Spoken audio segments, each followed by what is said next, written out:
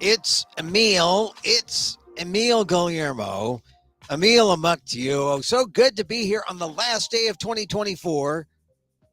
You know, in the old days when people went to offices, remember then?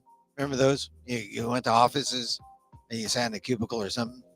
And on the last day of the year, if you're high up, I mean, it doesn't work if you worked out of a basement, or it doesn't work if you work out of a closet. Like, I'm working out of a closet. But if you're like high up and had, some height, like, 3 floors, maybe even the second floor, but maybe above 3, right? You would take your calendar and you would throw out your calendar out on the main street, and then people would drive and they would get this confetti of all the calendars, all the Rolodex calendars. Not your actual Rolodex. It was like saying, oh, damn, these clients, hell of them. No, like an actual calendar, you flip it over. Rolodex had one of those things that you flip over the day each day. Now you'd have to throw out your iPhone, throw out your old iPhone, your old Android. And you'd never escape it because, you just download the thing on the cloud. You'd have it. The old days. We'd throw those calendars out and we'd throw out the year past. We'd welcome in the new year. And Happy New Year whenever you're listening to this. If you're listening live, this is the Emil Amok's Takeout, my takes on all things considerable. We come on live at 2 p. Pacific, generally, at the end of the workday in the East Coast. We talk about the news, big news. Like I said, it's New Year's Eve. I'm going to be telling a story for those of you who are interested in what I'm doing these days. I'm telling a story in front of a group called, they're called Artists Serving Some Storytellers, some ASST.art/event-details/the-121 New Year's Story-blowout. If you're watching this, it's easier just to look at what I wrote down. But it's ASST.art. It's a name of a group. And I'll be there. It's free. If you're watching us on YouTube, copy that link down there. ASST.art-event-details/the-121 New Year's Story blowout. Put hyphens in between the words. And then you can get in free. You got to register. They'll give you the link. You come to the event.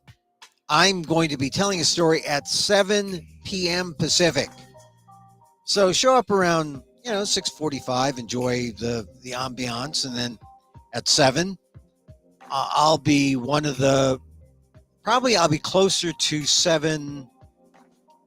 I'd like to say maybe 7:10, 7:15, telling a story, and I'll be telling one of my Emil Amok monologues. You might have heard a version, but they're all different. So come and check it out. It's free if you're home, and we know a lot of you are going to be at home. I mean, we know this because Axios tells us, and we believe Axios, right? Axios says that the majority of people are going to be staying home for New Year's Eve. I mean, something like, what was the figure? The figure was, I got it right here. An AP NORC poll of 1,251 adults found 55% are staying at home for 2025. I mean, that would be in keeping if you're voting for a president based on the price of eggs. You're going to be staying home for the new year, right? Because not because you're cheap, but because it costs a lot to go out and get dressed and and drink other people's booze or whatever you imbibe, and to have fun elsewhere in public. To have fun in public is what it is. 55% say they're staying home. They're going to watch whatever, New Year's Rockin' Eve. Although, it's a thing that the West Coast people say, hey, we want a West Coast. We don't want a recycled ball drop on the West Coast. We want our own balls dropping. And so they're going to have one in Las Vegas this year. I hope. I mean, this has been a dream. If you work in local television, it's been a dream of a lot of people in local television on the West Coast for years. For years. They tried to do it in San Francisco, tried to do it in LA, tried to do it in multiple West Coast, situations. But really, the only place that makes sense is Las Vegas, because Las Vegas is kind of a destination. You got some stars there. It's a kind of an entertainment type of place. It's kind of fun. It's special. So they're going to do it in Las Vegas this year, the West Coast ball drop. And those of us in the West Coast who want our balls to drop live, it's kind of a dream come true. I'm not there. I'm not in Vegas, but there'll be some people there in Vegas celebrating. Because how many times have you had a recycled ball drop? It drops in New York at 9:00 West Coast time. And then, at midnight, all the West Coast people at the TV stations go home and have their own parties. And they just have one unlucky soul who gets paid triple time to punch a button that it replays the New York ball drop. So anyway, that's happening. People are staying home is my point. 16% are celebrating with friends or relatives. Now, that could be at home, but it could be at their houses, which is kind of like at home. So that's almost like 55 and 16. That's over 70% of people not being out in public, but being in the home, a private home of friends, relatives, their own homes. 5% are going to a bar, restaurant, or organized event. I guess mass. Would you go to a New Year's mass? And 23% aren't celebrating at all. They're not even throwing their calendar out at the end of the workday. New Year's, this is the fun part of Christmas, right? New Year's is you throw out your Christmas tree. You unplug it. I mean, this is the flip side of Christmas. Christmas, it's not just that one day, that New Year's Eve day, right? It's New Year, clean slate. We got to celebrate that. But oddly, 23% aren't celebrating at all. So I hope you celebrate wherever you celebrate. If you want to see me read a story, or not read, but perform a story on Zoom, sort of like this. If you're watching me on YouTube right now, there at the bottom, I put down the URL, ASST.art. ASST. That's the name of the group. It's a storyteller group, national storyteller group, small one. But they're putting on this event. They're on now, and they're going from 1 p.m. Eastern time to 1 a.m. Pacific. And my group, the Asian group, Storytellers in Action, Asia it's called, we're telling our story at 7 p.m. Pacific, 10 Eastern, right? And so it'll be fun. I tell a story from among my Amok monologues. And here's the big thing: it's free. It's free. So don't complain. It's free. Go sign up and register, and get that little Zoom thing. Yeah. I got the sound working today. Everything's good. We have everything going right on the new platform that they only spent like a month trying to prepare us for this new platform. Anyway, Jimmy Carter has passed on. We in show 815 I talk about Carter, and you want to hear what I had to say about that, about how I was lured. I was thinking about buying the gift shop in Plains, Georgia, because it was for the price of maybe a very minor, very small California house. I could have bought the entire inventory of, bags of peanuts and collectible political buttons that they sold. The Jimmy Carter tchotchke shop. in Plains, because I went there in Plains in 2016. I write about that in my latest columns. When I heard that Jimmy Carter died, it brought me back to that moment where I thought, oh, do I want to be in Plains selling Jimmy Carter tchotchkes? And Lord knows this would be the week. This would be the week to do it. Because, people are going to be going to that tchotchke shop saying, yeah, I'm going to buy all those tchotchkes, and I want the peanut butter ice cream as well. The walk-away peanut butter ice cream sundae as we walk around Plains, downtown Plains, and look at where Billy Carter drank his Billy beer at the Billy gas station. There's just something about Plains that you don't get with Hope, Arkansas, with Bill Clinton. Bill Clinton had Hope, Arkansas, but Jimmy Carter had Plains. And Plains was not plain, as I mentioned in my column. You can check it out on ASAM News or on Inquirer.net, where I do my column. I'll put it up on Substack and also Patreon later. But Inquirer.net, put down Emil Guillermo, you just search for it. I talk about what it was like to go to Sunday school with Jimmy Carter. It was a lesson. But imagine Donald Trump giving a lesson, a Sunday school. Jimmy, this is why 2025, Jimmy Carter had to die before 2025.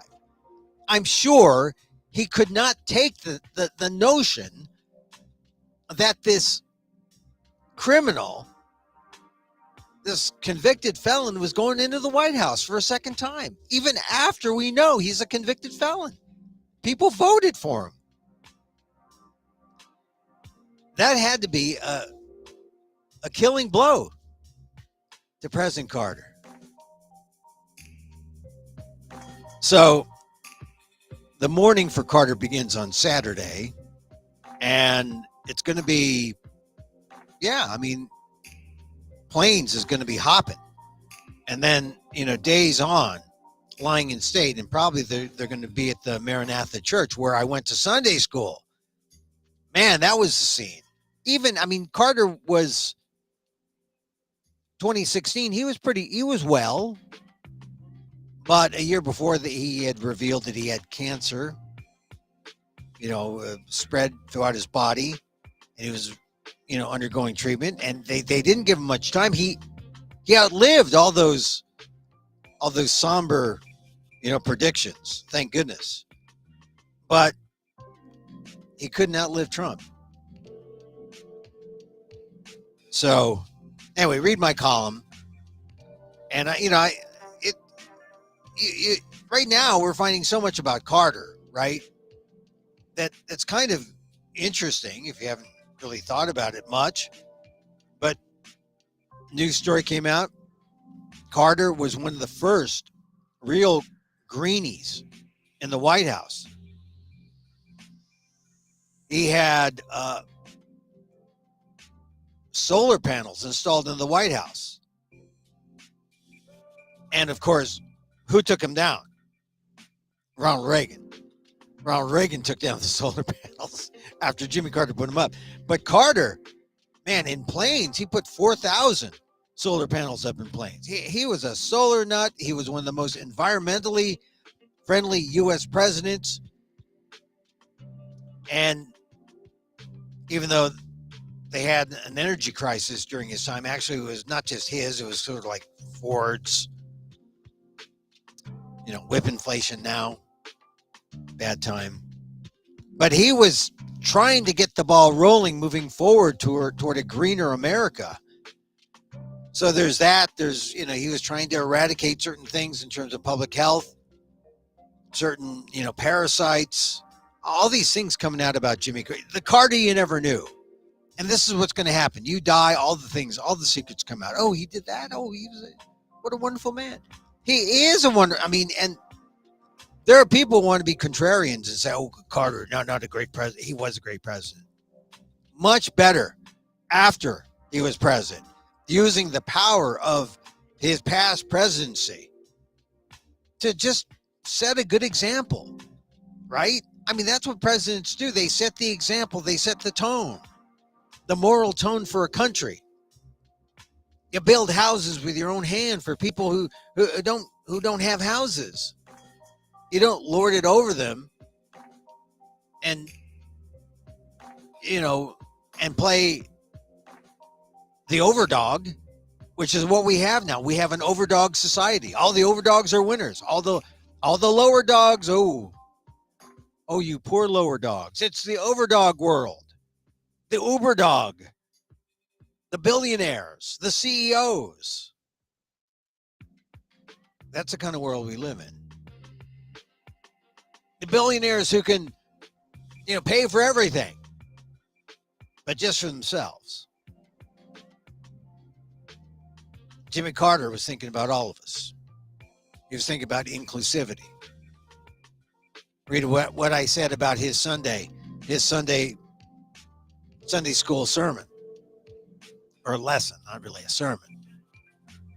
I was sitting in the pews, 2016. I think they call them pews. Church seats, church rows, church benches, whatever. The Catholics call them pews because I guess some of it stinks. But the Baptists, what do they call them? I think they're still pews. So read that, my column on Inquirer.net or on ASAM News, wherever you wish. It's there. So, we got to talk about Carter. Farewell to 2024. I mean, this is a big deal because 2024 was it a good year? I think we're going to remember it because of one thing. We're going to remember it because of the election. The election is it, really. But here's something. I mean, I learned more about Google Trends this year because I was part of a group that reached out to journalists. And, so you want to know what's happening in terms of news topics. And Axios put something together. It charted 2024's, they call it 2024's chaos. And if you look at the Google Trends, here's one thing I noticed about all the stories. And the stories begin from Claudine Gay and the controversy at Harvard and Jeffrey Epstein. This is January. Claudine Gay, the president at Harvard, getting kicked out, being forced to resign. Jeffrey Epstein's list, that was a big deal in January. And as you go from that to December, now, the big story that got attention from Google Trends, drones and Luigi Mangione. Those are the good end-of-year stories. It wasn't Matt Gaetz. It wasn't H-1Bs. It wasn't drones. We're afraid of people flying over us in New Jersey. Luigi Mangione, that was. But bigger than that toward the end of the year, in the last quarter. Wicked. And Mike Tyson was big at the end of the year. Biggest, though, in the last quarter, of course, Donald Trump, Elon Musk. It's the election, right? The election in the last quarter. But toward the, November, December, after the election, Luigi Mangione. But what a year, right? And one thing I noticed throughout in this chart of news stories, I mean, Israel and Gaza trended throughout the year. Taylor Swift trended throughout the year. Caitlin Clark even trended throughout the year.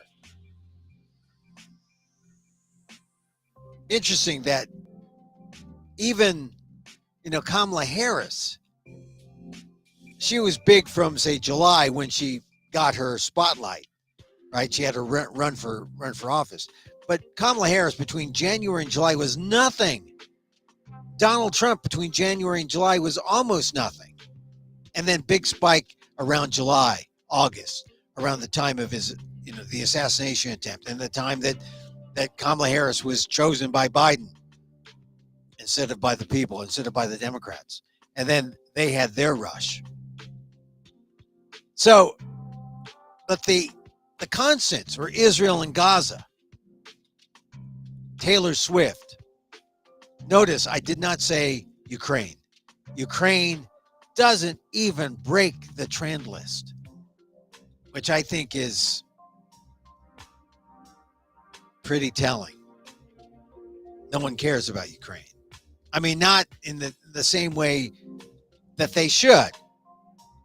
I mean, the idea that a superpower, I don't even know if it's a superpower still, Russia, invades a sovereign nation, that should be a big deal. But instead, nothing. There's nothing. I don't see anything on the Google Trends list saying, what's happening with Ukraine? Who's being killed? Who's being held? Nothing. Alexei Navalny, that got some play in January, in the first quarter. That's a Russian thing. But Ukraine, I mean, I'm looking, there's nothing. Gaza, Israel, Hezbollah, they all were trending. Google Trends. Ukraine, nothing. And that says something about us as a country, because we're the ones keeping that war going, because we know what it means to democracies. You can't have sovereign nations. Like you can't have a big superpower like Russia invade a sovereign nation and then all the sovereign nations do nothing. That's just wrong. That's wrong. Anyway, it's an interesting chart. The news stories. I'm going to read down the list, and I'm going to, you tell me what spikes with you. This is from January to the end of the year, December. Claudine Gay, Jeffrey Epstein list, Taylor Swift, Alexei Navalny, Kate Middleton, Baltimore bridge collapse, Sam Bankman-Fried still in jail, Caitlin Clark, everyone's still talking about Caitlin Clark, O.J. Simpson's death. That was the first quarter. Those are the news stories that people trended like crazy. And then the next quarter, I'm in New York, and there was a solar eclipse, and everyone was talking about the solar eclipse. Solar eclipse. Taylor Swift still trending. Caitlin Clark still trending. Israel, Gaza, campus protests, Northern Lights, Drake, Scotty Scheffler. Remember he went amok, or a cop went amok when he was trying to get into a golf tournament. Trump guilty. That was a big deal when I was in New York. Rafa, Hunter Biden, Biden age. And then the next quarter in July, Trump shot. Big spike. Project 2025, the plans of the Republican Party based on the Heritage Foundation report. CrowdStrike. J.D. Vance, he gets nominated. Everyone trending, trying to find out what's going on. Secret Service trending. Google Trends. Joe Biden begins to trend in July, which is not odd when you consider he's like one of the least popular presidents, although he's one of the most accomplished. Isn't that an ironic thing? The Olympics were big in that quarter. Evan Gershkovich is set free. Tim Walz gets nominated or gets picked by Kamala Harris. Hezbollah, pagers, Hurricane Helene, the Menendez brothers, Diddy, Eric Adams, Hurricane Milton, Yahya Sinwar, and now we're into October, November, December. The death of Liam Payne, Donald Trump again, the election, Kamala Harris. These peak November. RFK Jr., WTF, right? Mike Tyson, The Fight, Wicked, the movie, Notre Dame, not the football team. I remember reading that thing. Notre Dame, the football team? No, Notre Notre Dame, the cathedral, which I have visited. Of course, I mean, that's one of the things that you want to visit. That's on your bucket list, isn't it? Notre Dame, yeah, I had confession there or whatever. I didn't know if I confessed anything. I didn't take anything, and I didn't burn it down. And the last two, Luigi Mangione and drones. Luigi Mangione, of course, we talked about it. Drones, I don't know. Drone, that's just like an offshoot of the UFOs, right? What are these things? They're flying over us. It's New Jersey. Are we that important? So, this is the search trends. And you know, the thing about these search trends is that they are important because people, they pay attention. I mean, the news media pays attention to these search trends. They just do. Axios also follows up and says page views on articles about tech CEOs, and there's news dominance when it comes to tech CEOs. I mean, they are the big capitalist power players now. You want to know about what's going on in the tech world because, you know, if you're in Iowa or someplace like that, or even if you're parts of California, you're not really part of the tech thing. What's going on with Jeff Bezos, Mark Zuckerberg, Musk?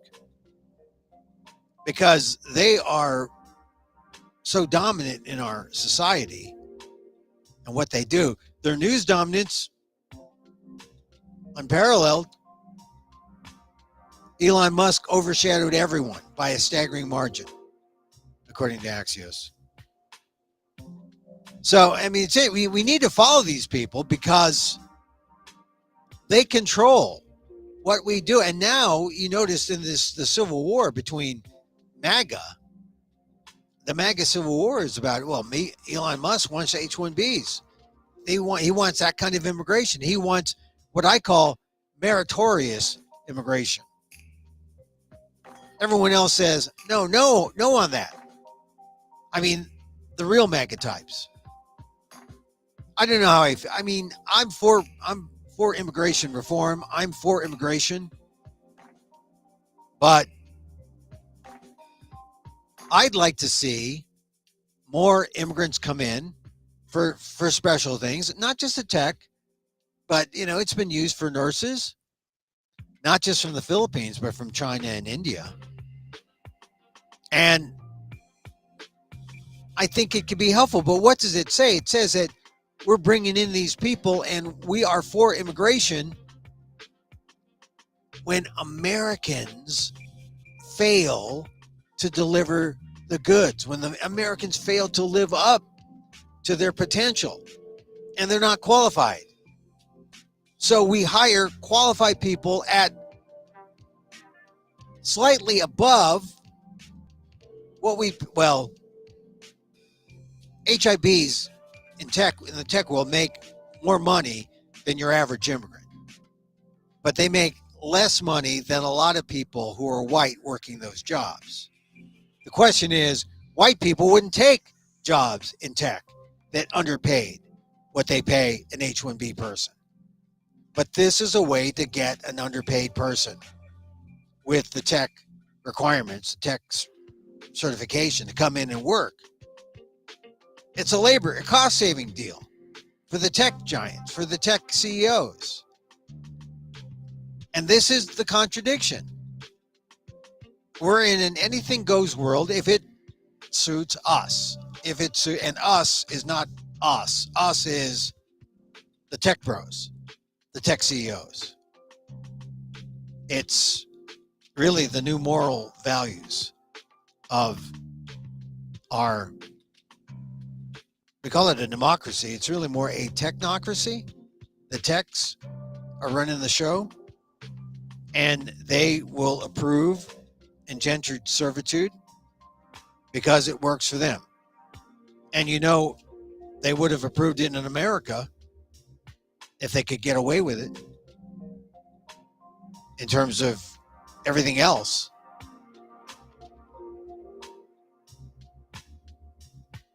So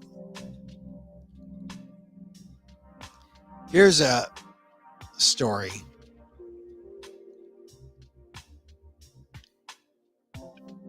and it has to do with big oil.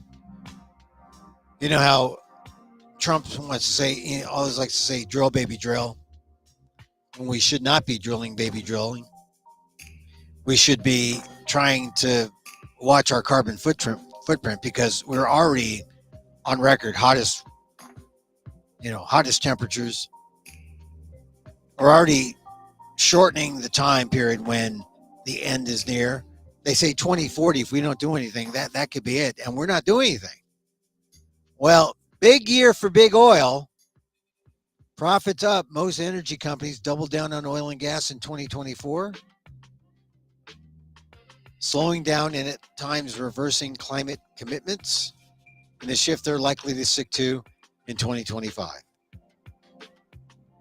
Big European energy companies that invested heavily in the clean energy transition found their stocks lagging U.S. rivals Exxon and Chevron, which kept their focus on oil and gas. So now they're going to spend more. BP and Shell this year sharply slowed their plans to spend billions on wind and solar power projects and shifted spending to higher margin oil and gas projects. So we're hurtling down the road and we don't care as long as it's profitable. We're going to go with the profits now.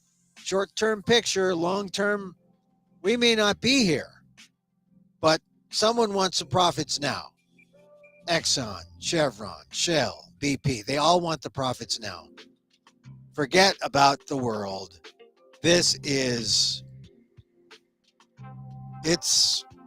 if you haven't been suitably alarmed by the climate crisis, well, that should, wake you up. It's not just Trump saying burn or drill, baby, drill. It's the oil companies saying, well, when in Rome, right?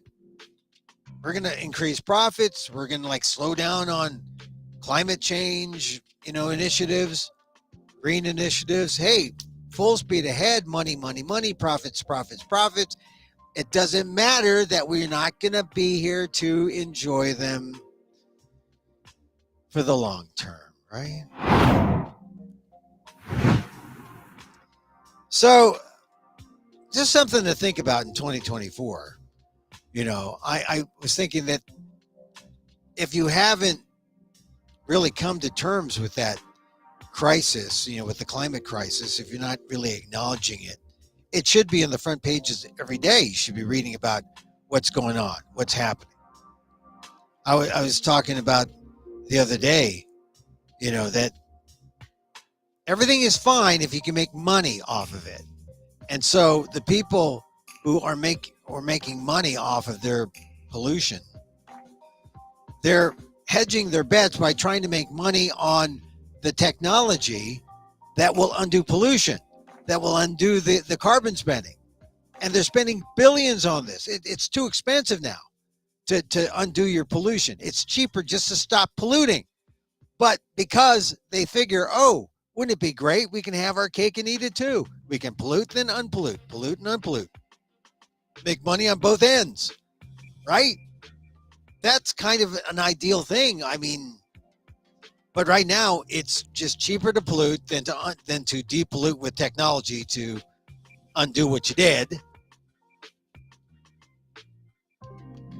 But they're trying. And at some point, by the time they make it profitable to undo the pollution, maybe we'll be dead. Maybe we'll be gone. It is just cheaper to stop polluting. Stop polluting. Think about the climate. That would be so much better than trying to bank on technology to depollute or unpollute the pollution you put into the air. Wouldn't it? Is this making too much sense? So we got to think about that. We got to think about that because no one's thinking about that. And at some point, we're going to have to think about that. All you Gen X's and millennials, you're going to have to think about that because it's real. Why aren't we thinking about that? We should be. Instead, the frontier is taking the pollution that we create out of the environment with these life-saving technologies. Too expensive to do now, but at some point it's going to come down and it's going to be cheaper to depollute than to pollute. And then we'll just depollute. And everyone will be happy. The capitalist dream, right? No. Okay. All right. I saw the 49ers play yesterday. They were good for a half. Boy, the Lions are good, but they're not that good. Every team they're really close. It's not parity, but some teams are a little better than others, but no one's a super team. Not even the super teams like Kansas City is good. And mind you, Buffalo, I like Buffalo because Josh Allen's from the Central Valley, playing in New York. He's great, and he's come close to beating the Chiefs. Never has done it. The Chiefs look invincible. I don't think they are, but Patrick Mahomes is a great quarterback. So going into the final week, the 49ers are out. They just look mediocre. And the other teams are just a little better than me. I mean, they were almost like 900 yards in yesterday's 49er Lions game. No defense. It's like basketball. Then I watched the basketball game, and boy, the Warriors just can't shoot. When Steph Curry doesn't feel like playing, they don't play well. All the people they count on, except for Moses. I'm a big Moses Moody fan because Moses, the 10 Commandments of basketball. I love Moses Moody. I wish they gave him more of a chance, but he isn't as sexy and as physical a player as Kuminga. I love Kuminga too. I just wish that they're so young. They're like 23. They're so young. At some point, they're going to be good, but it's not fast enough. It's not the timeline that the Warriors are on, the Steph Curry timeline. He's like 38 or something? He's old. 36. I want to say he's 36, but I think he's 38. He doesn't have much time. He's got a lot of time to do non-basketball things, but to win on the court, he needs some co-stars. And my basketball playing days ended like 40 years ago. So I don't know. If you're in San Francisco, if you root for the San Francisco teams, not so great. But it's good if you're a Detroit Lions fan, if you're a Washington Commanders fan. There's a lot of good things happening. Oh, but sports, I don't want to talk about sports. The real thing. What's coming up in January? Oh my God. What's the advice? The advice to people, my guru said this. Have no preference. Just go with it. Relax. Let go. Let the inside, the spiritual, dominate, not the political. If the spiritual dominates, then we can coexist. We can cope. We can get by. And then next time, take the vote seriously. Take the vote super seriously. Because as they say, elections have consequences. And the amazing thing is Donald Trump had like 49.6% of the vote. Not 50%. He did not have the majority. The majority, well, there was no majority because if you add up the people who voted for others and the people who voted for Kamala Harris, that only adds up to 50%. And 50 is not a majority. 51 is a majority. And no one got 51. So we are in a world of, we're in the land of the pluralistic. We're kind of a 50-50 nation. A bi nation. We are all transitioning. So let's coexist or learn how. That's the 2025 lesson, I think. All right, so hey, I want to do some plugs. Jackie Cation does the Dork Forest podcast, and I do a Dork Forest show with her. I talk about Filipino American history. Check it out wherever you podcast. Apple, go to Apple Podcasts, put down Dork Forest, the purple button, put down Dork Forest, and you can hear me talk with Jackie on her podcast about Filipino American history. And if you say, I'd like to see your face, Emil, well, then you go to YouTube and look up Dork Forest on YouTube, and then find me with Jackie Cation, and I talk about Filipino American history. Let me also talk about, I'll switch this out, this ASST.art thing. It's an event. Artists supporting strongly together, something like that. They're a good group of storytellers. They're doing a free storytelling thing on Zoom.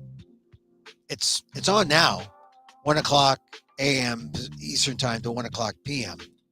or 1 o'clock p.m. Eastern Time to 1 o'clock a.m. and Pacific.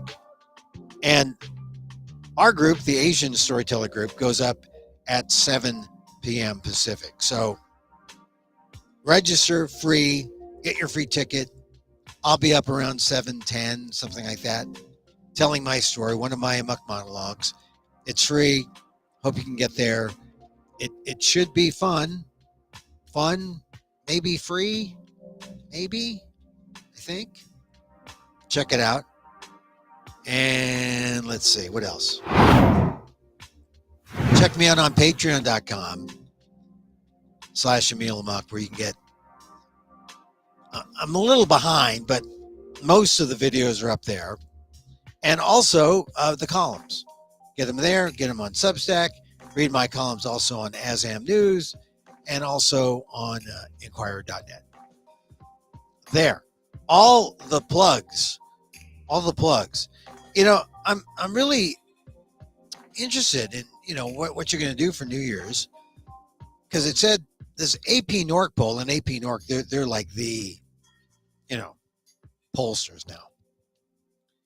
They're not quite official. AP Nork, Pew, they're good. They polled 1,250 adults, 55% of us staying at home for 2025. I guess if going out means you got to shower, hey, I don't know. You got to put that on the, back burner and think about that.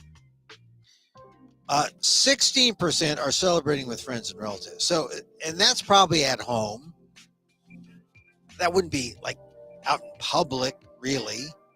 You might drive to a relative or a friend, but you're spending it in private in a home.